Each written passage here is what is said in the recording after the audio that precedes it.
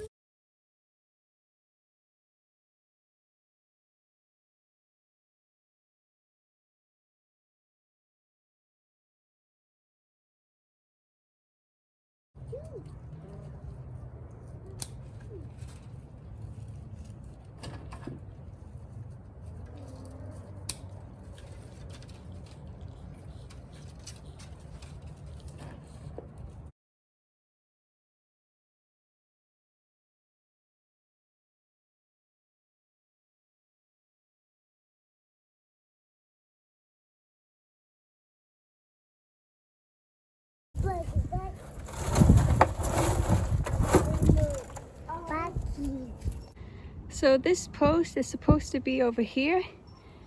So we're gonna dig a hole, put it back in.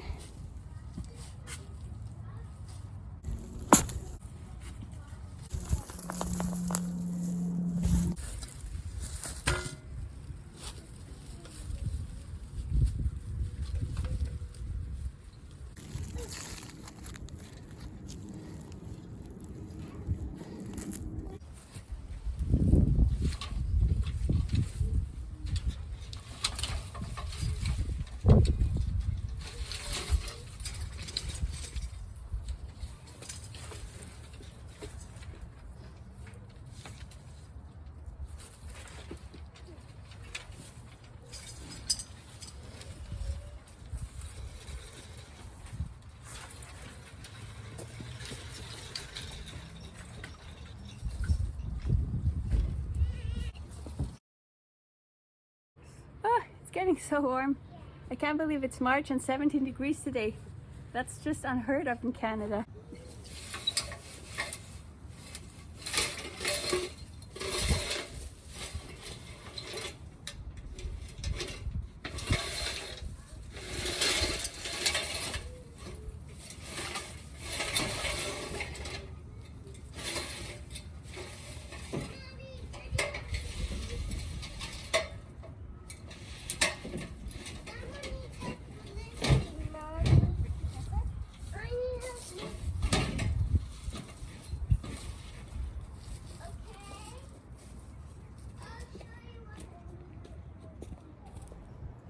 All right, and here's the end result. So I don't have berry tone, but once I buy that, then I would just sprinkle it on top and work it into the soil, and that should get things going. And when I zoom over here, you can see the beautiful witch hazel that just glows in the sun right now. I have really been enjoying those blooms. And if we get close onto the roses I propagated from my parents' garden, you can see some activity. Look at that, it's budding up. So I had some caps over those two, like these, and for some reason they haven't done too well. I don't see too much happening there. We'll see how they go. But this one I left uncovered and it's doing the best so far. I had to put this chicken wire around for the bunnies not to get to the rose, so we'll see how that goes. Really happy with the work I got accomplished today. I've really been enjoying this weather. How glorious is that? Now these raspberries are ready to grow and produce some nice fall berries. Can't wait. Thank you so much for watching this video. Please subscribe, hit the bell. More videos are gonna come out soon. Hope you have a wonderful day, and remember, you are wonderfully made. Bye.